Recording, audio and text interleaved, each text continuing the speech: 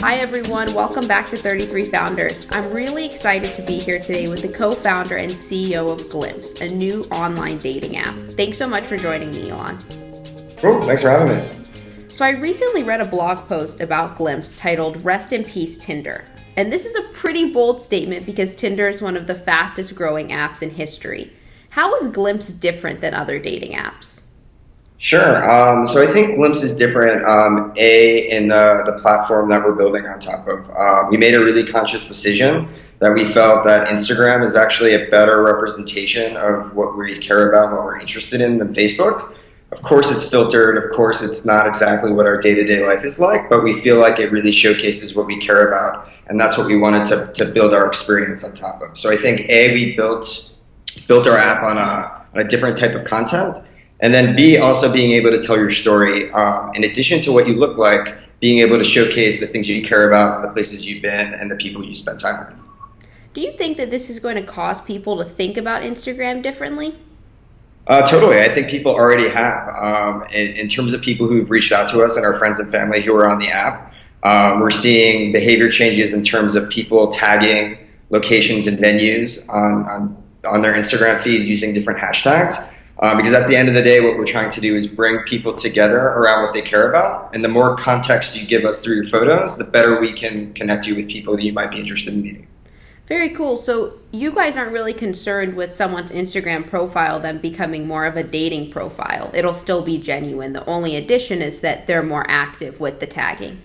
Yeah, totally. And it's interesting, right? I think we first designed Glimpse as a dating app. We really thought about solving our own problems. But what's been really fascinating to watch as we've been growing is looking at different people and how they use the app differently. So while dating is definitely the main use case, we've definitely seen photographers get together to be able to take photos in different places, or creatives to work on projects together, or people traveling in new cities to meet other people.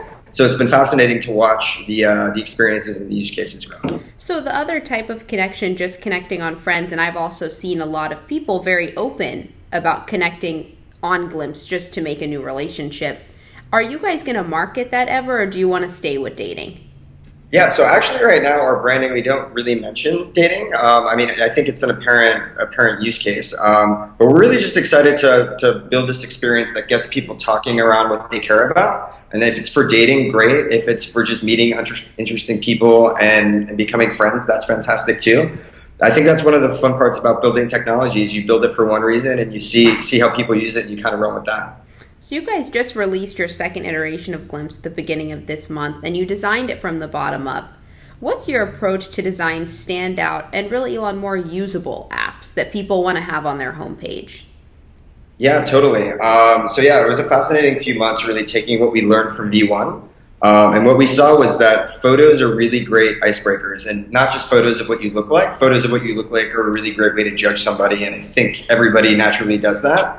But by using different photos of other interesting things, such as what you care about, what you're interested in, they really help get the conversation going and help people break the ice. So we saw a 70% reply rate to first contact in V1. And we said, okay, photos are really great at getting the conversation going. How do we remove all the barriers to conversation? And that's really what the focus was for V2. So anybody can message anybody about a specific photo. Every new conversation has to be attached to a photo. And then for people receiving messages, they can immediately reply or ignore depending on what they're interested in.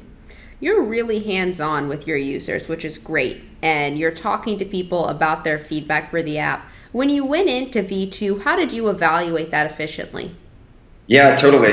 So I think just getting out of the building and talking to as many people as possible. So that goes from just like going to random bars and restaurants around town and offering to buy people a drink and talk to them about their other experiences with social apps, to going to the Apple store and while people are waiting in line to be able to get their iPhones fixed, demoing this new app and hearing what they have to say. And it really helped guide what we're doing. We've learned a ton through that user research. I think one of the more interesting insights we picked up was talking to people about OkCupid. When we rethought this double opt-in, you know how on Tinder both people have to like each other to unlock messaging. We didn't really take this decision too lightly to get rid of that or rethink that. So we talked to a lot of OkCupid users who can just message anybody based on anything, and specifically women, and really started to understand that for every 10 messages they receive, 7 are very generic and uninteresting. Hey, how are you? How's your day going? And immediately delete. 1 and 2 are pretty graphic and disgusting and nothing you'd want to share your mother. And then 1 and 2 are really interesting. And really where the big pain point was is how do you sift through all the generic and uninteresting stuff to be able to focus on what's interesting? And that's really how we focused on designing our new experience in V2. And that's one of the features I wanted to talk to you about, that matching and liking aspect that you removed. Our friends at Fueled in New York shared that sometimes removing features can actually be the best thing an app company can do because it simplifies the experience for the user. Tell us about that decision in light of doing something that's so different from your competitors. So going for the interesting or not versus the hot or not. Yeah, so I think it just goes on talking to people and being able to look at the data. And we really just saw that 70% of people replied to first contact, which really blew us out of the water. When we built V1, we thought maybe 40% on a really great day. So to see such really high numbers, we just wanted to get this barrier out of the way. And we believe in people, and we believe people are really interesting, and you just need the context to be able to do so. So really the way we think about it is you have 2 kinds of people. You have people who, hunt or pursue new relationships, and then you have people who are hunted or pursued for new relationships, whether it's business, platonic, whatever. And we saw the people who were pursuing and hunting, they were trying too hard and acting like basically forcing the issue. Because they had no context. So with photos, we were able to give that context. And as a result, it changes the whole dynamic of the conversation. And that was really the inspiration for making that move and removing the double opt-in. And I think you helped me transition exactly what I want to focus on next. Glimpse is about tapping into experiences, so you're able to break the ice. I want to shift gears for a second and talk about how you use that mentality of breaking the ice as you approach business relationships. Yeah, totally. So I think this was mainly inspired when I was down in South by Southwest. This past March, I was meeting new people and everybody's asking what you're working on and all this other stuff. And it was just really exhausting, to tell you the truth. Like, I'm sure everybody's working on something interesting, but it was really starting from a place of small talk. In a way, I kind of feel like Larry David sometimes. I'm like a little bit grumpy because, I don't know, just really starting from an uninteresting place or things that aren't necessarily interesting to me. But immediately I connected with somebody over Burning Man, and we started talking about Burning Man, and then we got into business, and then we thought about how we could collaborate and work together. And I think that was one of the main inspirations behind how we are able to approach business relationships.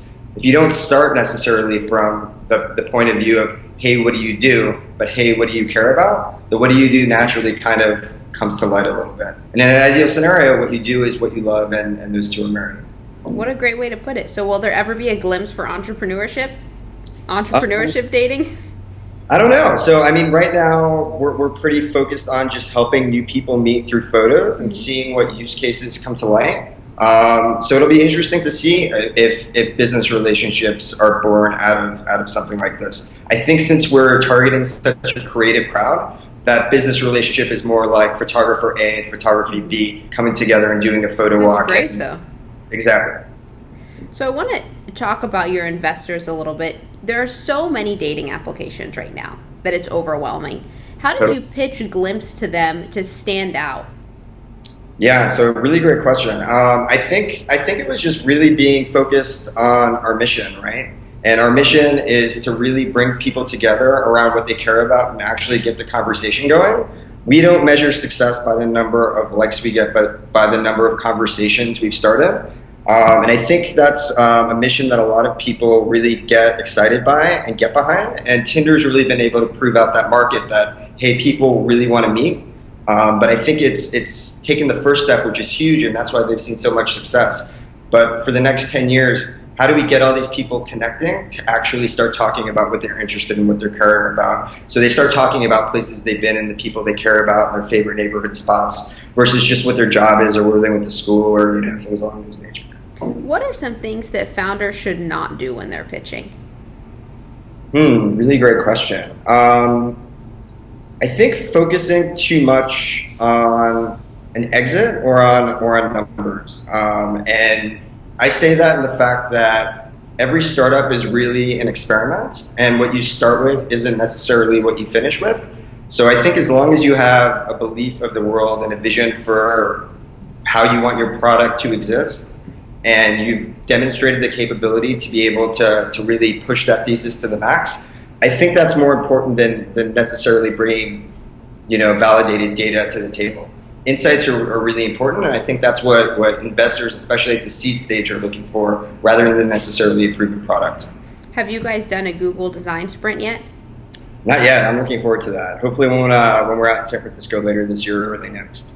That's great. So I want to end, Elan, with a comment you made about social capital that really stood out to me.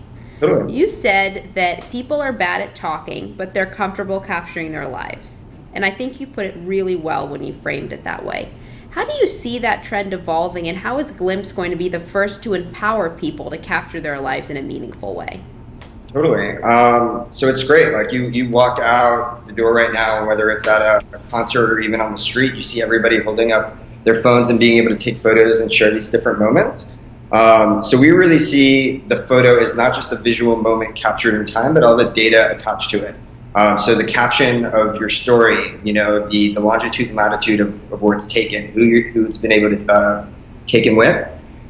So all of these things put together, we think is actually a really great representation of how you spend your time and what you're interested in. So can we marry those things together to say, hey, you should actually meet Jenna, she's 5 miles away, but she loves the same kind of music as you, or she loves the same kinds of bars or restaurants as you. And maybe it turns into a business relationship, maybe it turns into a personal relationship, or maybe it just turns into a fun conversation. And really that's what we're doing. You guys are leading the way. Can you tell us how people can stay up to date with new Glimpse releases and how they can download the app? Yeah, totally. Great question. So our website is itsglimpse.com. And that's also our social handle on Instagram if you want to follow kind of how we see the world, or follow us on Twitter at itsglimpse. Great. Thank you so much for joining us. Cool. Thanks so much for having us. This was fun.